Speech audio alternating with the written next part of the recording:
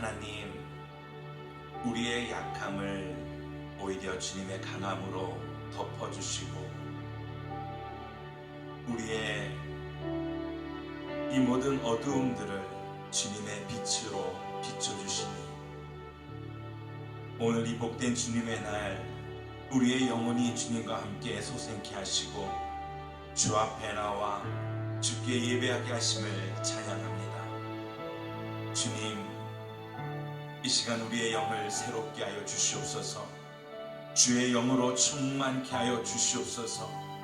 예수 그리스도의 십자가의 보혈의 능력을 힘입게 하여 주시옵소서. 이 예배를 통해서 심령이 살아나고 가정이 살아나고 생명이 살아나는 놀라운 역사들을 허락하여 주시옵소서. 주여, 이 시간 온전히 하나님만 바라보게 하시고 하나님만 예배할 때에 오직 주의 영광만 나타내 주시옵소서. 주여, 이 시간 간절히 소망하오니 우리의 육체의 연약함을 주께서 고치시고 치료하여 주시고 우리의 영의 묶임들을 자유케 하시는 주님께서 그 생명을 살리시는 놀라운 복된 주님의 날이 되게 하여 주시옵소서. 말씀 가운데 임재하여 주시고 말씀 가운데 주의 생명을 깨달아 아는 지혜를 부어 주시옵소서. 성령님께서 이 시간 우리와 함께 하심을 믿고 감사드리며 예수님의 이름으로 기도합니다. 아멘. 오 놀라운 구세주 예수 내 주 참 능력의 주시로다. 큰 마음이 안전한 그곳으로 내 영혼을 숨기시네. 메마른 땅을 종일 걸어가도 나 피곤치 아니하며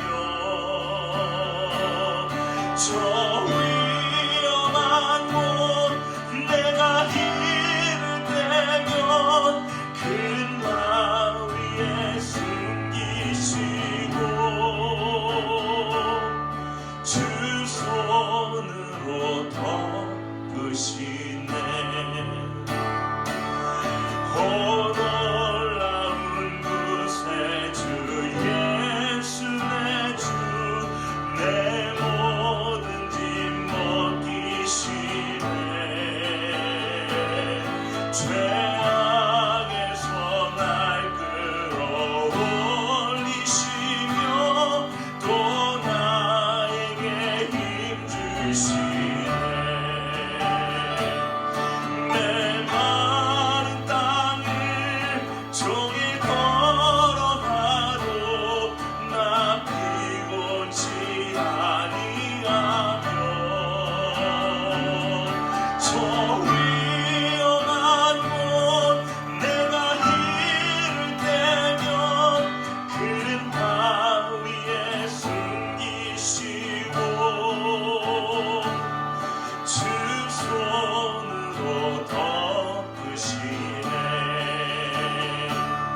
증량 못할 은혜로 채우시며 늘 성령에 감아주사 큰 기쁨 중 주님을 찬양토록 내 믿음을 도우시네. 메마른 땅을 종일 걸어가도 나 피곤치 아니하며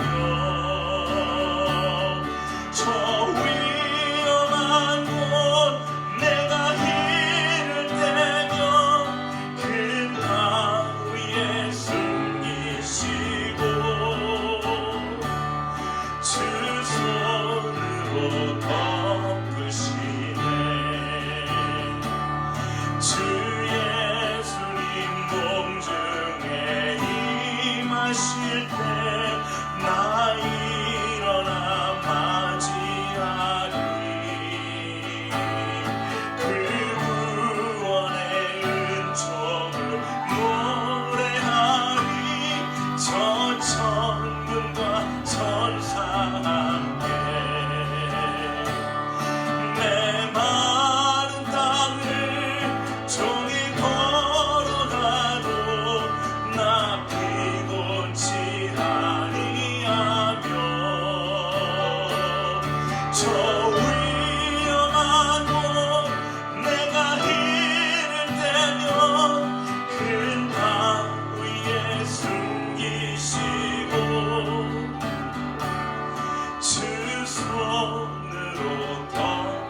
부르시네. 오직 주의 사랑에 매여 내 영 기뻐 노래합니다. 이 소망의 언덕 기쁨의 땅에서 주께 사랑 드립니다. 오직 주의 임재 안에 갇혀 내 영 기뻐 찬양합니다. 이 소명의 언덕 거룩한 땅에서 주께 경배드립니다. 주께서 주신 모든 은혜 나는 말할 수 없네. 내 영혼 즐거이 주 따르렵니다. 주께 내 삶 드립니다. 오직 주의 사랑에 매여 내 영 기뻐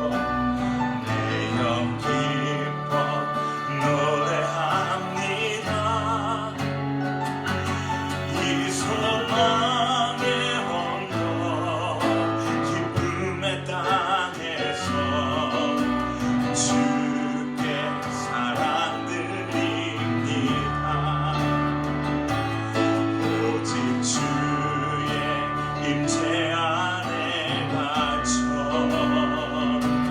내 영 기뻐 찬양합니다.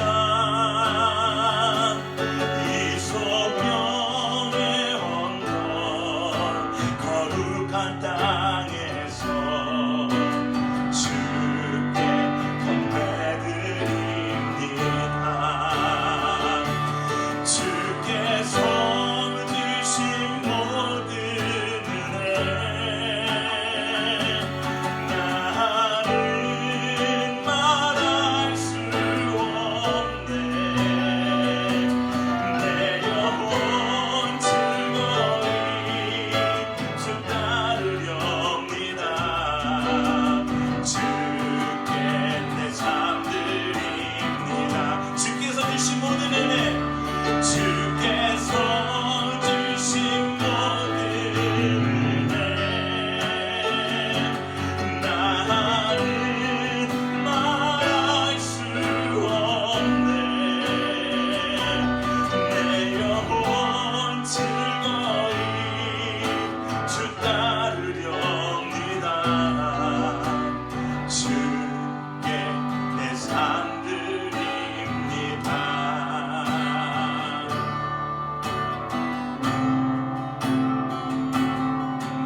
보다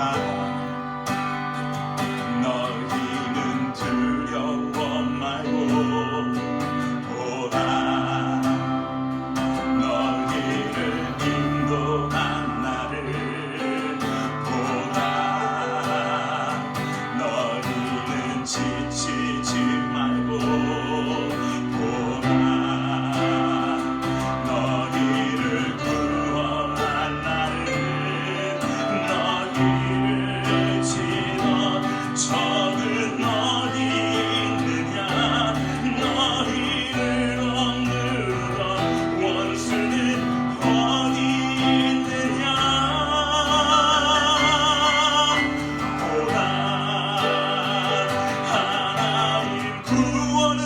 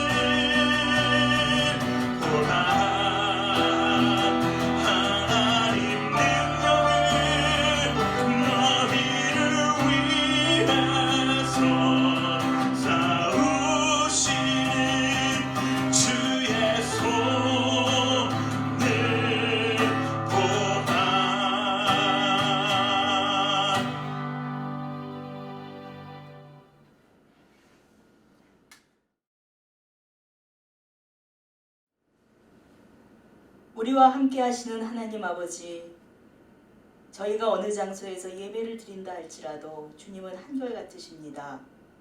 어디에서나 우리의 마음 중심을 보십니다. 주님께 우리의 온 마음을 다해 영광과 존귀를 올려드립니다. 우리의 조국 대한민국을 위해 기도합니다. 지난주에는 새로운 국회를 만드셨습니다.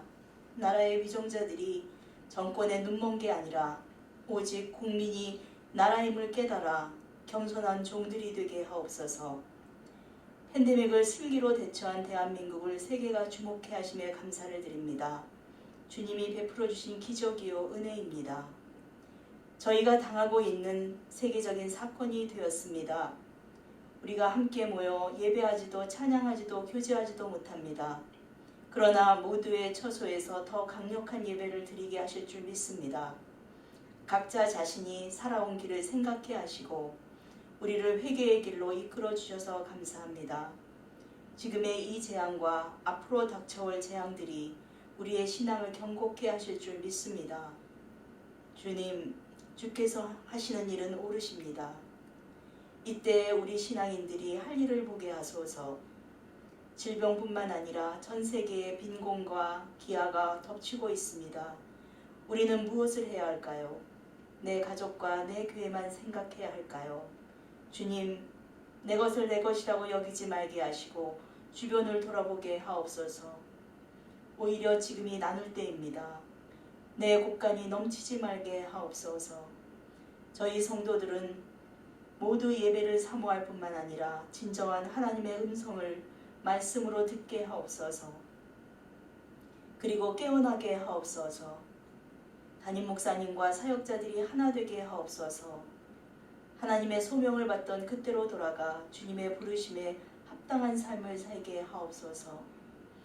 주일학교 반서로부터 각 가정의 리더, 각 가정 교회의 리더, 팀장님들 모두 일을 쉬는 시간이 아니라 충전하는 시간임을 깨닫고 주님 앞에 서 있게 하옵소서. 몸이 아픈 자에게 찾아가시어 치료와 위로를 주시는 주님을 찬양합니다. 우리의 지체 최병훈 집사님 꼭 이 아침에 찾아가 주시옵소서. 주께서 말씀하시기를 다 내게로 오라 하셨습니다.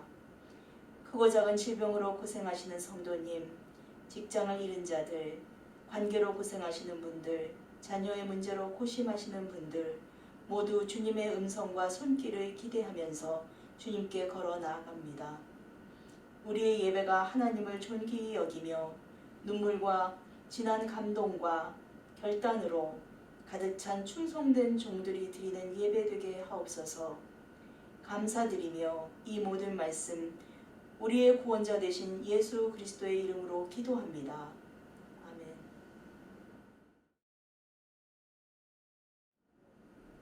Good morning, church family. I hope you and your families are safe and well.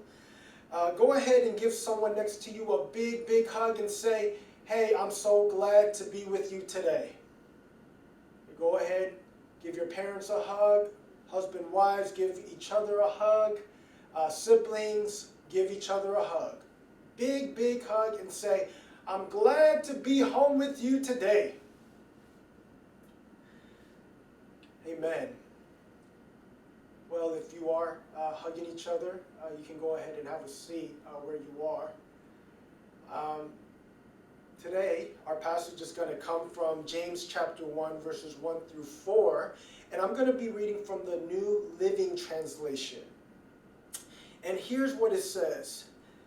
This letter is from James, a slave of God and of the Lord Jesus Christ. I am writing to the 12 tribes, Jewish believers scattered abroad. Greetings. Dear brothers and sisters, when troubles of any kind come your way, consider it an opportunity for great joy. For you know that when your faith is tested, your endurance has a chance to grow. So let it grow. For when your endurance is fully developed, you will be perfect and complete, needing nothing.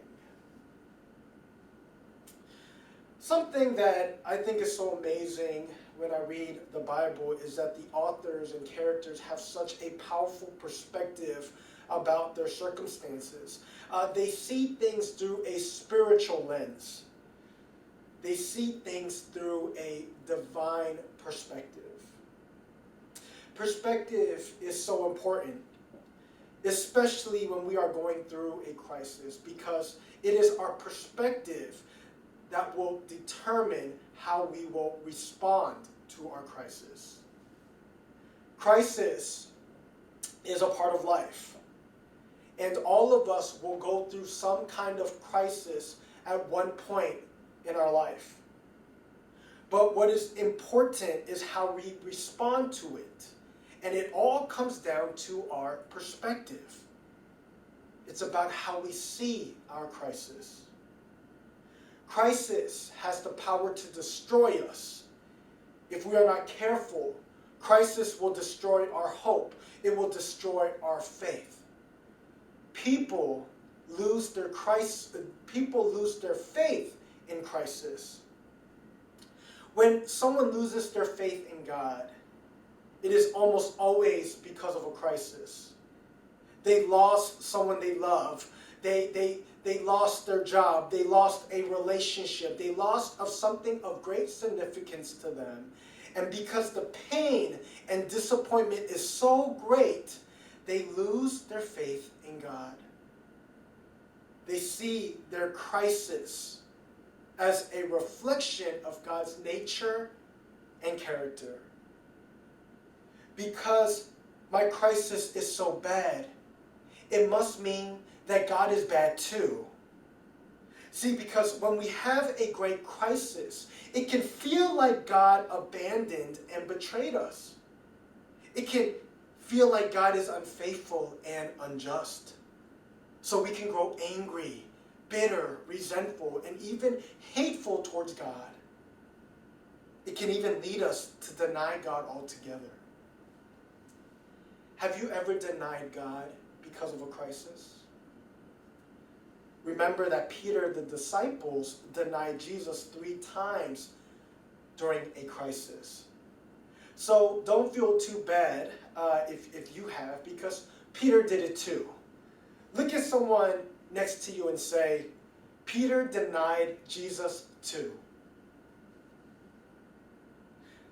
See, crisis has that kind of effect, even to the most devoted Christians. And our world is obviously going through a huge crisis right now.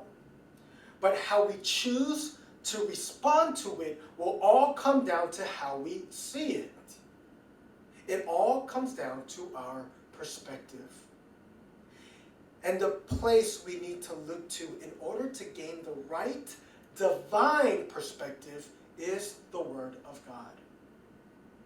In our text today, the Apostle James is writing to the Jewish Christians who are in the midst of a severe and ongoing crisis. These Christians were forced to leave their homeland because of persecution, and they are scattered abroad, living as outsiders in other countries. They have lost their homes. They have lost their relationships. They have lost their communities. They have lost their schools, and they have lost their businesses. These Christians have pretty much lost all life as they know it. And they are living in complete limbo. Every day is filled with confusion, anxiety, and uncertainty. And they don't know when or if life will ever go back to how it used to be. Sound familiar? But James shares some powerful divine perspective with them.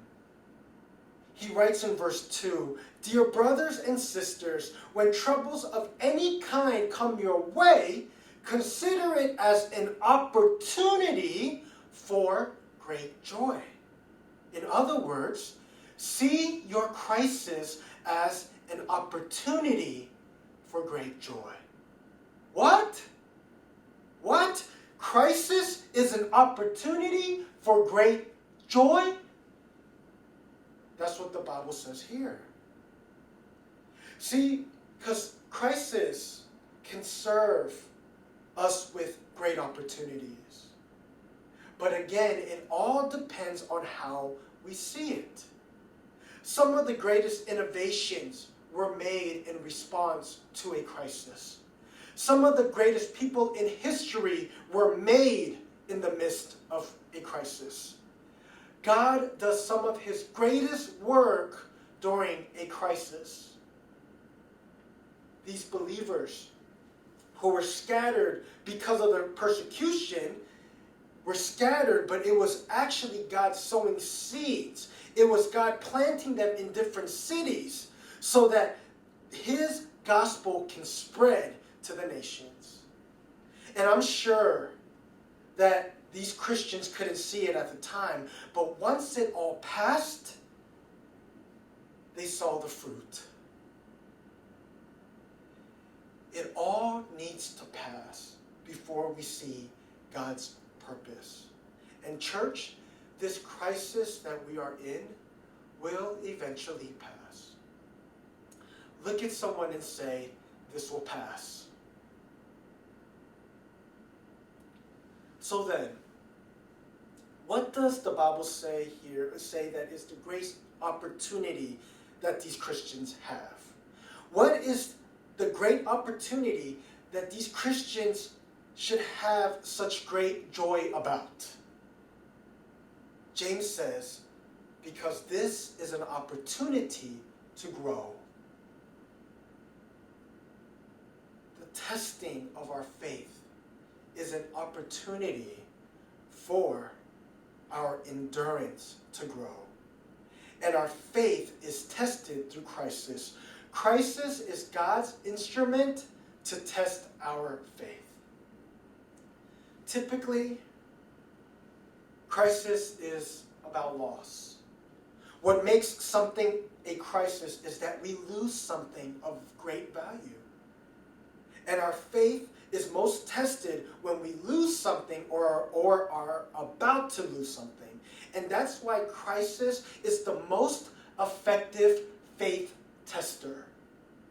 Abraham's faith was tested in a crisis. God commands him to give his son as a sacrifice. And that's why it says in the Bible, in Romans chapter 4, verse 17, by faith, Abraham, when God tested him, offered Isaac as a sacrifice. See, crisis can either destroy us or it can grow us. Crisis can destroy our faith or it can grow our faith.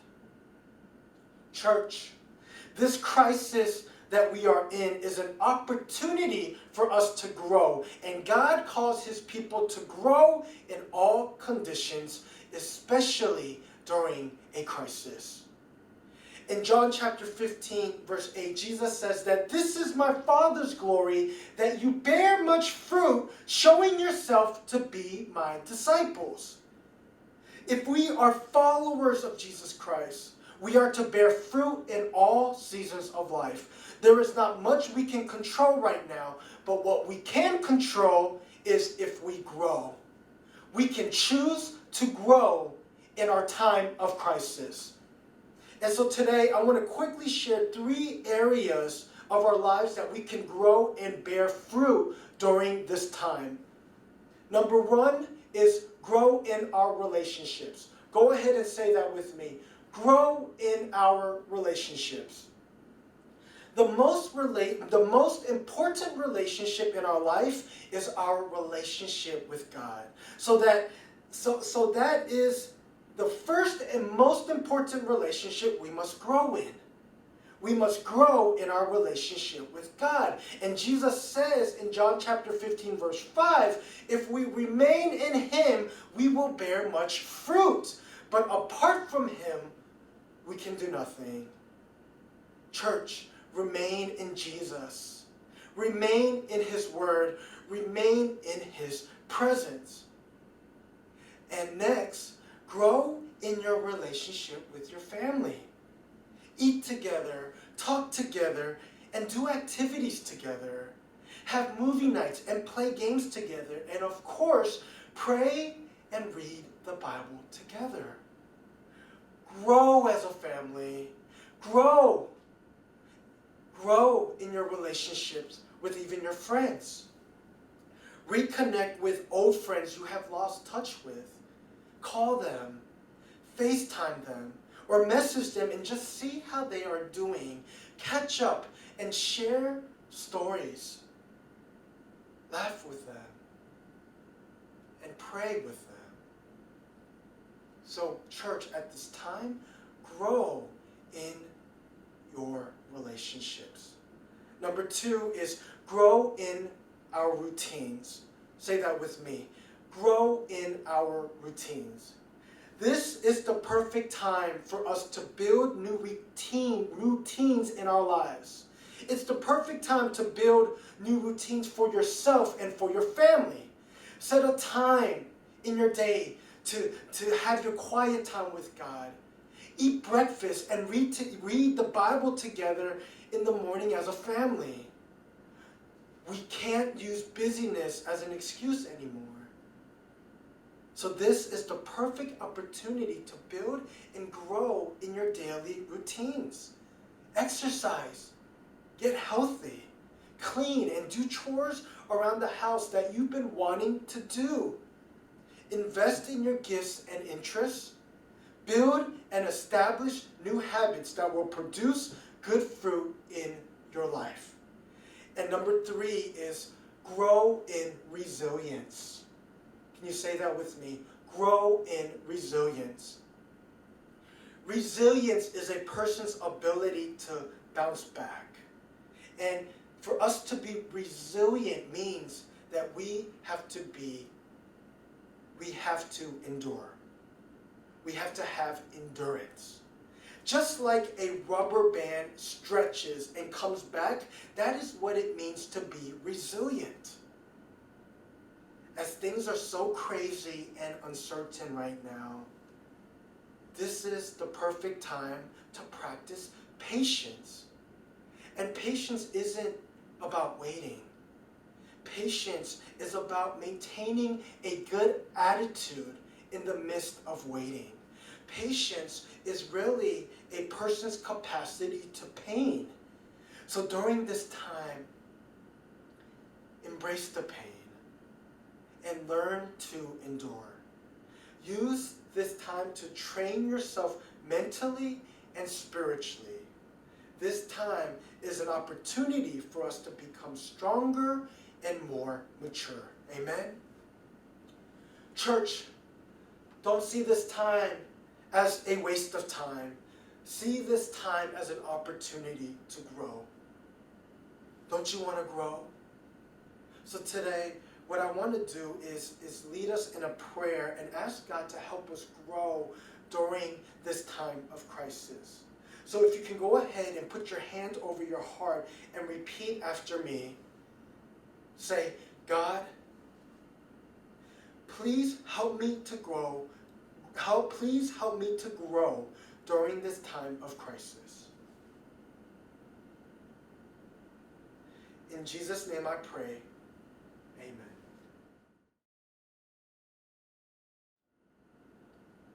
할렐루야. 주님의 이름으로 우리 성도들 환영하고 축복합니다. 함께 나눌 말씀은 이사야 46장 8절부터 11절까지 말씀입니다. 이사야 46장 8절부터 11절까지 말씀입니다. 제가 봉독해 드리겠습니다. 이것을 기억하고 가슴에 새기라. 너희 반역자들아, 이것을 마음에 담아두라. 예전의 일을, 오래전에 있었던 일을 기억하라. 나는 하나님이니 나 밖에 다른 신이 없다. 나는 하나님이니 나 같은 이가 없다. 내가 처음부터 장차 일어날 일들을 밝혔고 오래전에 이미 아직 이루어지지 않는 일들을 일러주었다. 내 뜻은 이루어질 것이며 내가 하고 싶은 일들은 반드시 이루고야 만다.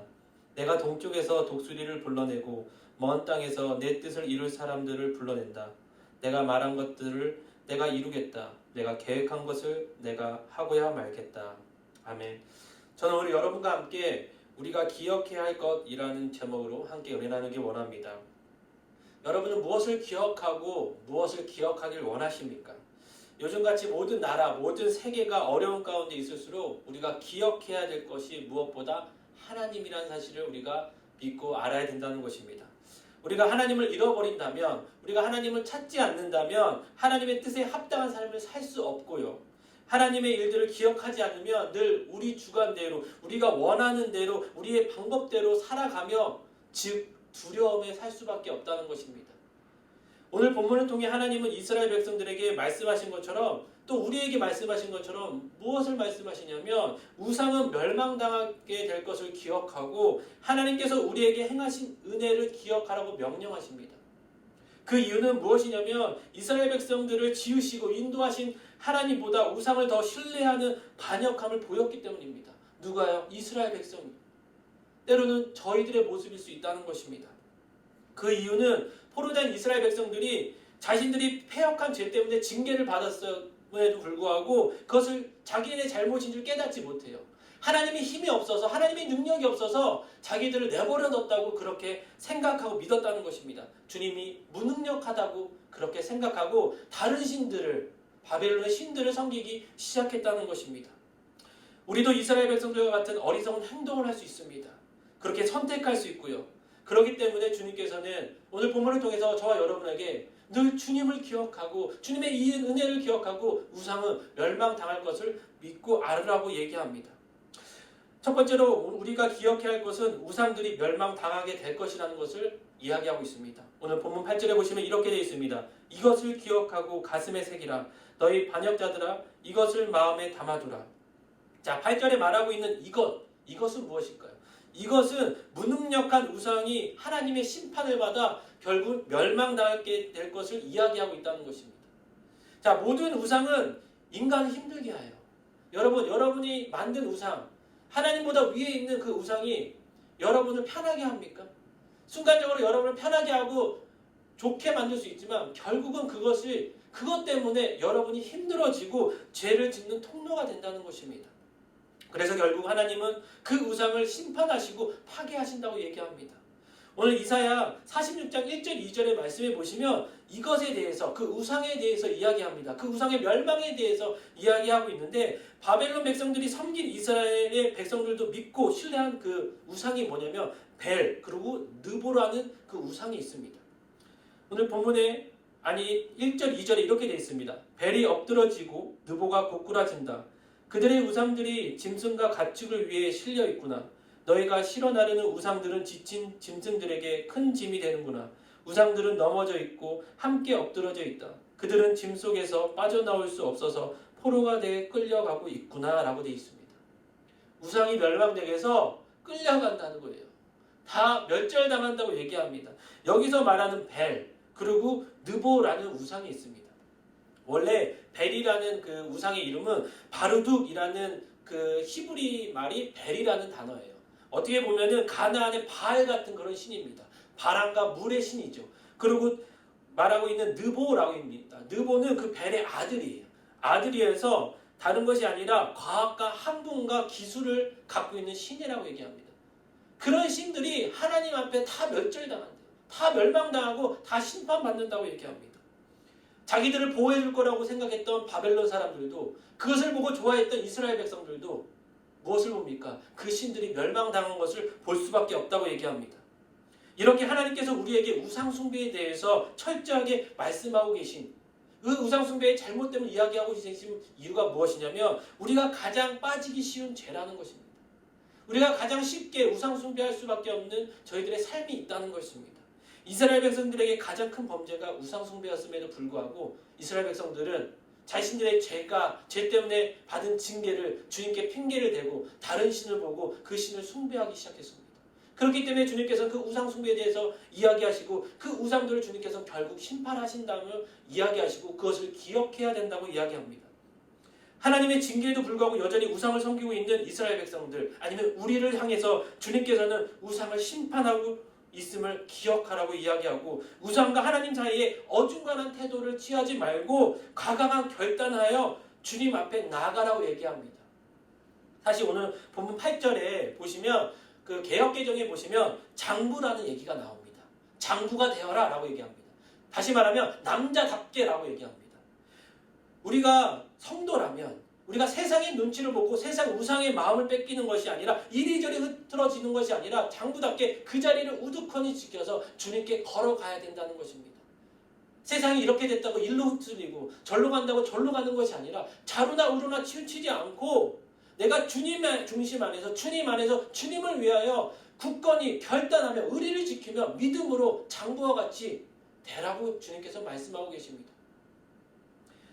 하나님 앞에서 우상을 가감히 버리고 죄를 청산하고 결단하여 장부와 같은 저와 여러분의 삶이 되길 원합니다. 두 번째로 하나님께서 우리에게 행하신 은혜를 기억하라고 얘기합니다. 오늘 본문 9절의 말씀이 이렇게 되어 있습니다. 예전의 일, 오래전에 있었던 일을 기억하라. 나는 하나님이니 나밖에 다른 신이 없다. 나는 하나님이 나 같은 이가 없다 라고 되어 있습니다. 예전의 일, 오래전 일이란 무엇일까요? 하나님께서 이스라엘 백성들에게 모세 이후에 베풀어졌던 많은 은혜와 은총과 구원을 이야기하고 있다는 것입니다. 민족적인 해방과 구원, 그것을 기억하라고 얘기합니다. 그 은혜와 은총을 기억하라고 얘기합니다. 여러분, 우리의 삶 가운데 하나님 베풀어 주신 은혜와 구원이 있으십니까? 여러분 삶에도 있으십니까? 우리의 삶의 모든 것은 하나님의 은혜인 것을 깨닫고 알아야 됩니다. 여러분, 모든 것이 하나님의 은혜라고 그것을 깨닫지 못하면 여러분 감사할 수도 없고 우리가 살아갈 수도 없다는 것입니다. 은혜는 주님이 우리에게 값없이 주시는 선물입니다.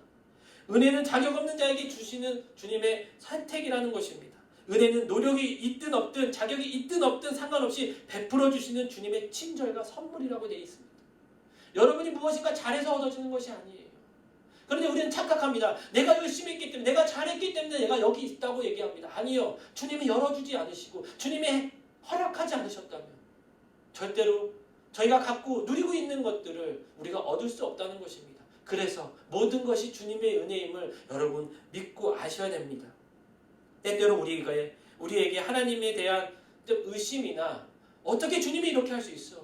어떻게 주님이 나에게, 우리 가정에게, 우리 나라와 민족에게 이렇게 할 수 있어? 라고 의심이 생겼을 때, 신앙이 흔들릴 때 우리는 하나님께서 우리에게 베풀어 주셨던 은혜를 생각해보고 기억해 하는 것이 너무 중요하다는 것입니다. 어려운 상황 가운데 있으십니까? 힘든 가운데 있으십니까? 주님께서 이제까지 여기까지 지켜주신 에베네스의 하나님, 그리고 지금까지 우리를 함께 하신 주님의 그 은혜, 베풀어 주신 은혜를 기억하는 저와 여러분의 삶이 되기 원합니다. 이를 통해 우리는 하나님만이 참 구원자이심을, 참 신이심을 우리가 믿고 나갈 수 있다는 것입니다. 그런데 그 은혜가 은혜인 줄 모른다면 그것을 깨달을 수가 없어요. 하나님이 참 신인 것을 믿지 못한다는 것입니다. 하나님이 행하신 일들과 우리에게 베풀어 주셨고 지금도 베풀어 주고 계시는 은혜를 기억할 때 우리는 담대한 믿음이 생깁니다. 왜요? 주님의 은혜이기 때문에. 여러분, 그 담대한 믿음으로 나가야 된다는 것입니다.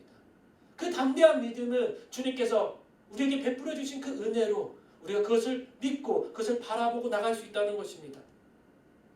예전에 하나님이 이스라엘을 위해서 행하신 일들은 그 분이 위대하고 그분이 어떤 분이심을 이야기하고 있음을 우리는 알아야 된다는 것입니다. 오늘 본문에 보시면 동일한 의미의 말이 두 번이나 반복되는 말이 나와요. 9절에 보시면 9절 후반절에 이렇게 되어 있습니다. 나는 하나님이니 나밖에 다른 신이 없다. 나는 하나님이니 나 같은 이가 없다 라고 얘기합니다. 즉 하나님만이 유일신이시고 참 신이심을 강조하고 있어요. 여러분, 하나님 마음을 한번 생각해 보세요.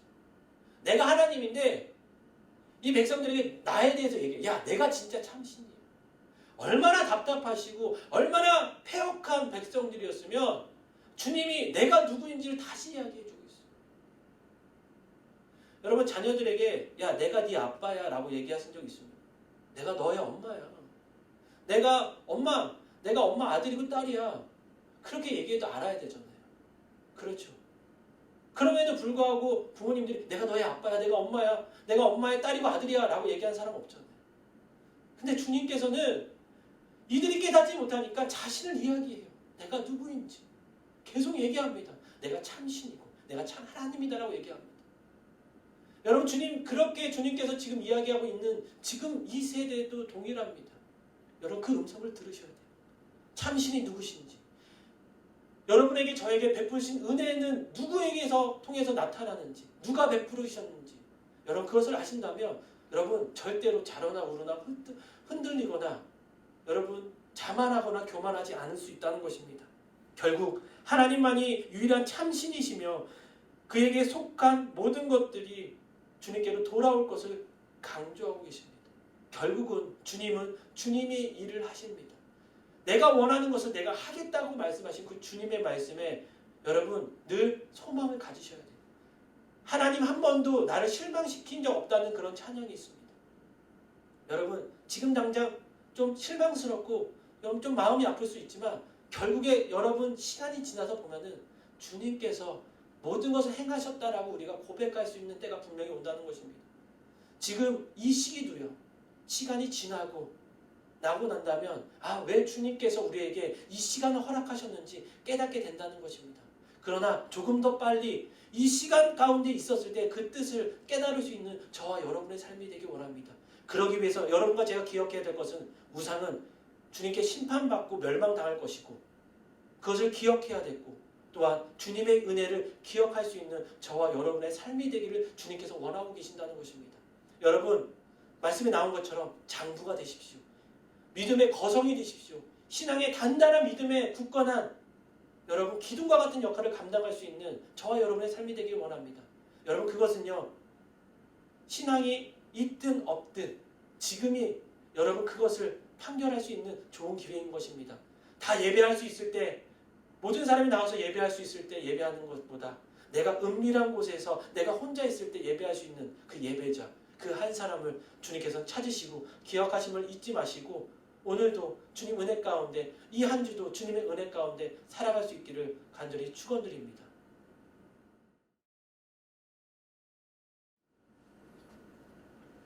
할렐루야. 오늘 은혜를 나눈 하나님의 말씀은 이사야서 43장 1절부터 3절까지의 말씀입니다. 이사야 43장 1절부터 3절까지의 말씀 제가 봉독해 드리겠습니다. 야곱아 너를 창조하신 여호와께서 지금 말씀하시느니라. 이스라엘아 너를 지으신 이가 말씀하시느니라. 너는 두려워하지 말라. 내가 너를 구속하였고 내가 너를 지명하여 불렀나니 너는 내 것이라. 내가 불 가운데 지날 때에 내가 너와 함께 할 것이라. 강을 건널 때에 물이 너를 침몰치 못할 것이며 내가 불 가운데로 지날 때에 타지도 아니할 것이요 불꽃이 너를 사르지도 못하리니 대전하는 여호와 내 하나님이요 이스라엘의 거룩한 이요 내 구원자임이라. 내가 애굽을 너의 성량물로 구스와 스바를 너를 대신하여 주었노라. 아멘. 사랑하는 워싱턴 온누리교회 성도 여러분, 다들 평안하게 잘 지내고 계시는지요? 오늘 6번째 영상으로 드리는 주일 예배입니다. 앞으로 얼마나 더 걸릴지는 모르지만 우리가 다시 모여 예배할 때까지 계속해서 건강하고 안전하고 평안하게 계시기를 기도합니다.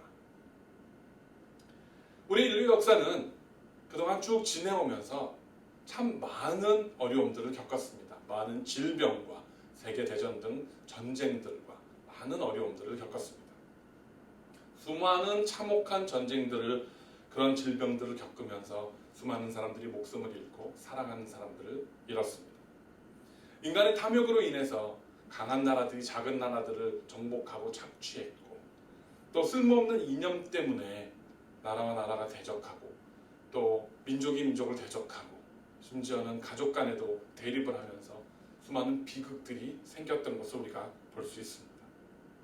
이렇게 점점 미래에 대한 소망이 없고 두려움들이 점점점 가득 차는 그러한 인간의 그러한 역사를 살다 보니까 사람들은 점점 소망을 잃고 기대를 잃고 현실에서 도피하고자 하는 방법을 찾기 시작합니다. 그래서 예전에는 술, 마약, 도박 같은 중독에 빠지는 일들이 흔했습니다. 그리고 이제 시대가 변하면서 영화, 스포츠, 비디오 게임 등 더 다양한 방법으로 사람들이 현실을 도피해서 안주하는 그러한 방법들, 그러한 유혹들이 늘어나게 된 것을 볼 수 있습니다. 그리고 또한 현대에는 신경안정제, 진통제, 우울증 치료제 같은 그러한 치료용 약물조차도 중독에 사용하고 현실을 도피하는 데 사용하는 일들을 우리는 어렵지 않게 볼 수 있습니다.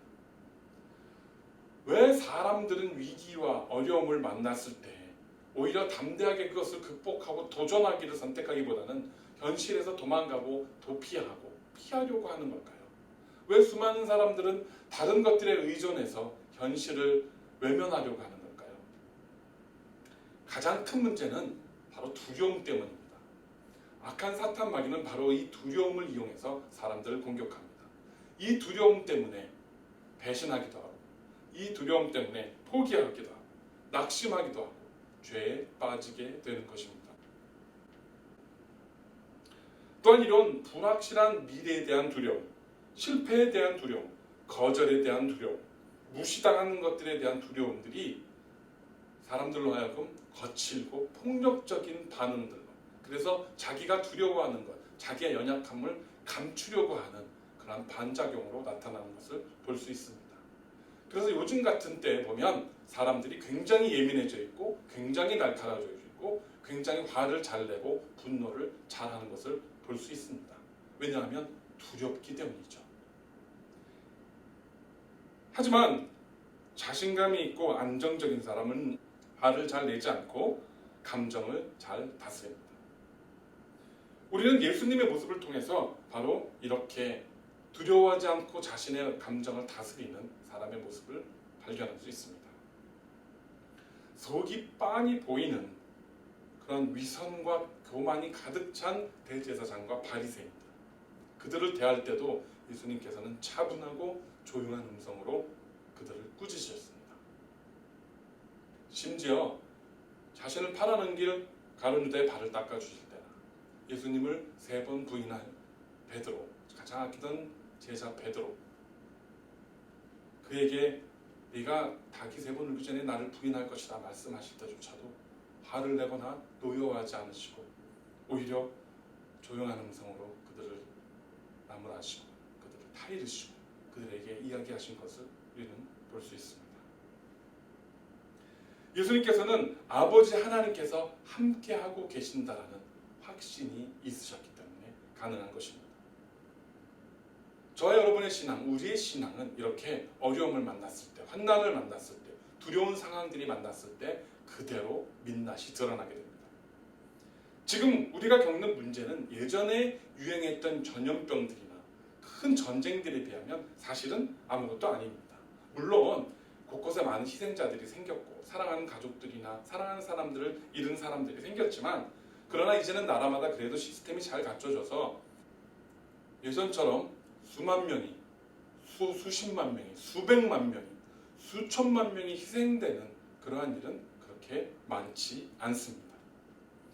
기껏해야 잘 돌아다니지 못하고 집에 갇혀있고 좀 답답함을 우리가 잘 컨트롤해야 되는 정도, 그 정도의 어려움만 우리가 감수하면 되는 상황이 지금 우리가 맞닥뜨리는 상황인 것입니다. 그런데도 불구하고 사람들 속에는 불안과 두려움과 근심과 염려들이 쌓여갑니다. 미래에 대한 불확실 때문에, 어떠한 일들이 일어날지 모른다라는 그런 마음 때문에 사람들은 두려워하는 것입니다. 이러한 생각들은 악한 영이 주는 생각입니다. 악한 사탄 마귀가 주는 생각입니다. 오늘 본문에서는 하나님께서는 하나님 백성들, 당신의 백성들에게 주시고자 하는 믿음의 확신에 대한 이야기가 분명히 나와 있습니다. 우리가 두려움 없이 담대한 믿음을 가지는 것이 얼마나 중요한지 그 말씀을 하시기 전에 2번에 걸쳐서 반복해서 우리에게 강조를 하고 계십니다. 야곱아, 너를 창조하신 여호와께서 지금 말씀하시느니라. 이스라엘아, 너를 지으신 이가 지금 말씀하시느니라. 하나님께서는 우리가 꼭 기억하기를 원하기 때문에 이렇게 강조해서 우리에게 말씀을 하시고 귀담아 들으라고 말씀을 들려주고 계시는 것입니다. 그러면 우리가 귀담아 들어야 될 이야기가 뭘까요? 첫 번째, 하나님께서 우리를 구속하셨다는 사실입니다. 내가 너를 구속했다. 구속이 뭡니까? 구속은 갇힌 겁니다. 죄를 지으면 구속됩니다. 구속이 되면 나의 모든 자유를 빼앗기고 갇히게 됩니다. 그런데 여기서 구속은 영어로 redeemed, 곧 몸값을 치르고 구해내다라는 뜻의 단어가 사용이 됐습니다. 하나님께서 우리에게 보여주신 구속은 우리를 가두고 우리를 붙잡아 맨 것이 아니라 오히려 죄에 갇힌 상태에 있는 우리를 빼내어서 우리를 구원하시고 죄와 사망으로부터 우리를 건져내셔서 하나님의 사랑 안에, 하나님의 품 안에 가둔 구속을 의미하고 계시는 것입니다. 우리는, 저와 여러분은 하나님께 구속된 사람들인 것을 믿으시기를 축원합니다. 할렐루야. 구속되면 감옥에서 먹을 것과 입을 것과 잘 것을 제공해 줍니다. 마찬가지입니다. 우리도 하나님께 구속이 되면 하나님께서 우리의 먹을 것과 입을 것과 쓸 필요들을 다 공급해 주시는 것입니다. 하나님께 구속된, 온전히 구속된 사람들은 그래서 하늘에 나는 새보다도 들에 핀 들꽃보다도 더 풍족한 은혜를 누리게 되는 것입니다. 그러니 아무 염려하지 마시고 하나님만을 의지하시고 바라보시고 하나님께서 공급해 주시는, 하나님께 구속된 은혜를 마음껏 누리시는 이 시간, 이 어려운 시간이지만 그렇게 은혜를 누리시게 되기를 간절히 축원합니다. 두 번째, 지명하여 부르셨습니다. 내가 너를 지명하여 불렀다라고 말씀합니다. 김춘수라는 시인의 꽃이라는 유명한 시가 있습니다. 그 시에 이런 구절이 나옵니다. 내가 그의 이름을 불러주기 전에는 그는 다만 하나의 몸짓에 지나지 않았다. 내가 그의 이름을 불러주었을 때 그는 나에게로 와서 꽃이 되었다.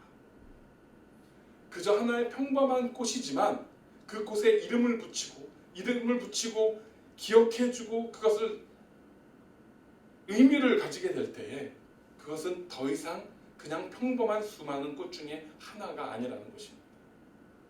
그런데 오늘 말씀에서 하나님께서는 우리를 지명해서 우리의 이름을 불렀다라고 말씀하고 있습니다. 여기서 지명하다라는 것은 summoned라는 단어로 소환하다, 불러내다, 일으켜 세우다라는 뜻을 가지고 있습니다. 우리 하나님께서는 이 세상의 수억 명, 수십억 명의 사람들 가운데에서 바로 저와 여러분, 우리의 이름을 불러서 일으켜 세우셔서 하나님의 것을 삼으신 것입니다. 사랑하는 성도 여러분, 저는, 우리는 그저 그런 수많은 사람들 가운데의 한 사람이 아닙니다. 우리는 하나님께서 특별히 이름을 부르시고 우리의 머리털까지 세신 바 되시는 그렇게 특별하고 소중한 그러한 사람인 것을 믿으시기를 간절히 축원드립니다. 세 번째, 너는 내 것이다 라고 말씀하셨습니다. 저는 이 세 번째가 가장 좋습니다. You are mine. 하나님께서 저한테, 여러분한테 넌 내 거, 요즘 애들 표현으로 말하면 넌 내가 찜했어 라고 말씀하시는 겁니다. 50이 넘은 나이에도 넌 내 거, 넌 내가 찜했어. 그러면 괜히 가슴이 설레입니다. 내가 누군가의 소유가 된다는 것, 누군가 나를 위해서 엄청난 대가를 지불하고 나서라도 자기 것을 삼기를, 그렇게 나를 원한다라는 사실은 우리를 설레게 합니다. 이러한 내용들이 그냥 드라마에 나오는 그런 스토리가 아니라 바로 히스토리, 히스토리, 역사를 통해서 하나님께서 우리에게 보여주신 하나님의 사랑입니다. 우리를 당신 것을 삼으시기 위한, 하나님의 소유를 삼으시기 위한 역사들이 이 땅에서 우리에게 보여지고 있는 것입니다. 오늘 본문에서 이렇게 말씀합니다.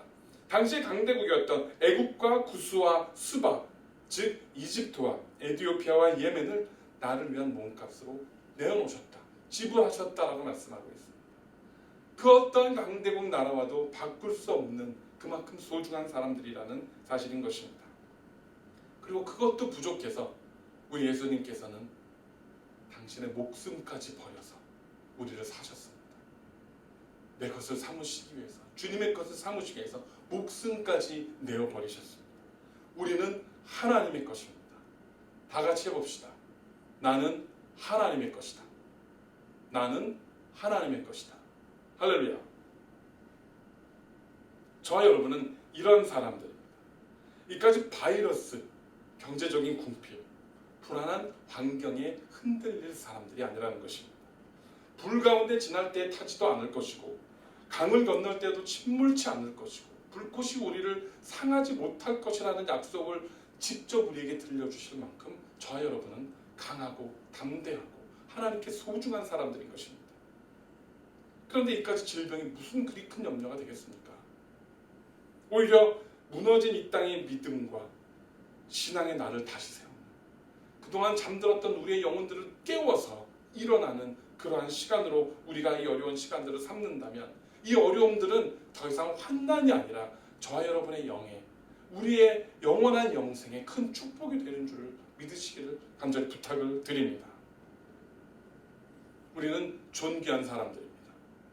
저 여러분은 하나님께 사랑받기 위해서 그리고 그 사랑을 전하기 위해서 태어난 사람들입니다. 이 악한 사탄 마귀가 이 악한 세상이 저와 여러분의 자존감을 떨어뜨리고 넌 별거 아니야, 넌 보잘것없어, 넌 아무것도 아니야 라고 말할 때 저와 여러분은 그 악한 사탄 마귀에게 담대히 이렇게 말해야 합니다. 난 하나님 거야. 저리 가. 난 하나님 거야. 저리 가. 하나님을 신뢰하는 믿음 안에서 이러한 담대함들이 우리 속에 넘쳐날 때에 우리를 두렵게 하는 이 세상의 모든 우리의 눈에 보이는 것들, 그런 것들은 더 이상 두려운 것이 아닙니다. 더 이상 환난이 아닙니다. 아무것도 아닙니다. 그렇게 하나님께서 주시는 확신과 하나님께서 주시는 힘과 능력을 소유하셔서 이 위기와 문제를 극복하고 더 강한 그리스도인으로, 더 강한 믿음의 사람으로, 더 강한 하나님의 사람으로 우뚝 설 수 있는 저와 여러분, 우리 개인과 우리 워싱턴 온누리교회가 되기를 간절히 축원합니다. 기도하겠습니다. 하나님 감사합니다. 오늘도 우리가 주님 앞에 예배했습니다. 우리를 두렵게 하는 것들, 우리를 물러서게 하는 것들, 우리를 약하게 하는 것들, 이 모든 것들은 사탄 마귀가 우리를 시험하려고 하고 우리를 무너뜨리려고 하고 질병을 통해서, 전쟁을 통해서, 여러 가지 어려움들을 통해서, 자연재해를 통해서 그렇게 우리를 낙심하게 만들고 아무것도 아닌 것처럼 보이게 만듭니다. 그러나 오늘 하나님께서 우리에게 말씀하셨습니다. 내가 너를 지명하여 불렀나니 너는 내 것이다. 이 담대한 믿음을 가지고 하나님의 소유된 사람답게 이 땅을 살아가는 우리 모두가 되어주도록 축복하여 주시옵소서. 그렇습니다. 나는 하나님의 것입니다. 하나님께서 나를 소유하셨고 나를 구속하셨고 나를 위하여 대가를 지불하셨음을 우리가 믿습니다. 이제 이 별것 아닌 바이러스와 이 별것 아닌 경제적인 어려움들과 이 별것 아닌 세상의 언론들이 떠들어대는 것들에 휘둘리지 않냐고 믿음의 반석에 서서 하나님을 바라보고 나아가는 담대한 용사들이 다 되어줄 수 있도록, 그러한 훈련의 시간이 되어줄 수 있도록, 그러한 축복의 시간이 되어줄 수 있도록 우리를 붙들어 주시옵소서. 감사드릴 때에 예수님의 이름으로 간절히 기도드렸습니다.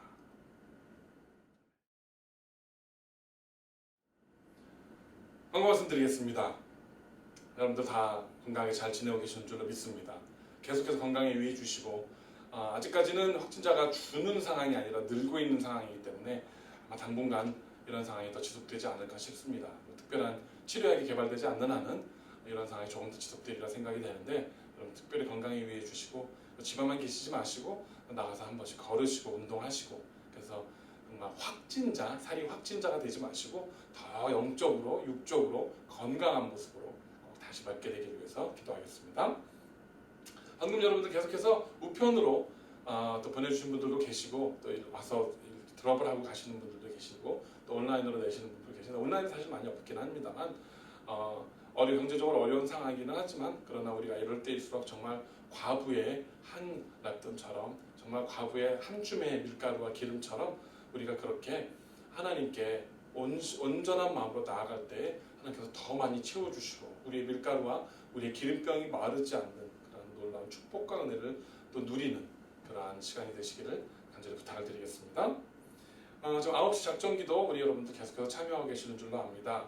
계속해서 우리가 함께 기도하고 교회를 위해서 또 우리 가정을 위해서 나라와 민족을 위해서 계속 기도해 주시기를 부탁을 드리겠습니다. 그리고 특별히 우리 성도님들이 겪는 경제적인 어려움들 또 건강의 어려움을 겪는 분들도 계신데 그래서 여러분들 기억하시고 꼭 기도해 주시기 바랍니다. 특별히 최병훈 집사님께서 계속 기도해 주시고요. 이제 통원 치료하고 계시는데 더욱더 건강한 모습으로 회복되어서 이 코로나 바이러스가 지나가고 우리가 다 모여서 예배할 때에는 더욱더 건강한 모습으로 함께 예배할 수 있도록 간절하게 특별히 기억하시고 기도해 주시기를 부탁을 드리겠습니다. 여러분들 또 가정교회를 중심으로 해서 계속해서 연락을 취해 주시고 그 가정교회 그 목원들과 목자님들 특별하게 또 서로 관심을 가져주시고 또 그런 데서 발견되는 혹시 도움이 필요하시거나 또 우리 교회 쪽으로 관심을 가져야 되는 분들이 계시면 저와 또 우리 사역자들에게 연락을 주셔서 더 기도하고 또 도울 수 있는 방법을 찾기를 원합니다. 그래서 계속 긴밀하게 연락을 해주시고 관심을 가져주시고 서로의 사랑과 또 은혜를 나누어 주시기를 간절히 부탁을 드리겠습니다. 기도합니다. 이제는 우리 구주 예수 그리스도의 은혜와 우리 아버지 하나님의 극진하신 사랑하심과 성령님의 감화 감동 역사하심, 하나님의 소유된 믿음과 확신 가운데에 담대하게 우리를 흔드는 불안과 두려움과 염려와 근심과 걱정을 이겨내고 믿음의 사람으로 우뚝 서기로 결단하며 다짐하는 우리 교회 위에와 머리 숙인 모든 성도들 위해 각 가정 위에 지금으로부터 영원까지 함께 하시기를 간절히 축원하옵나이다.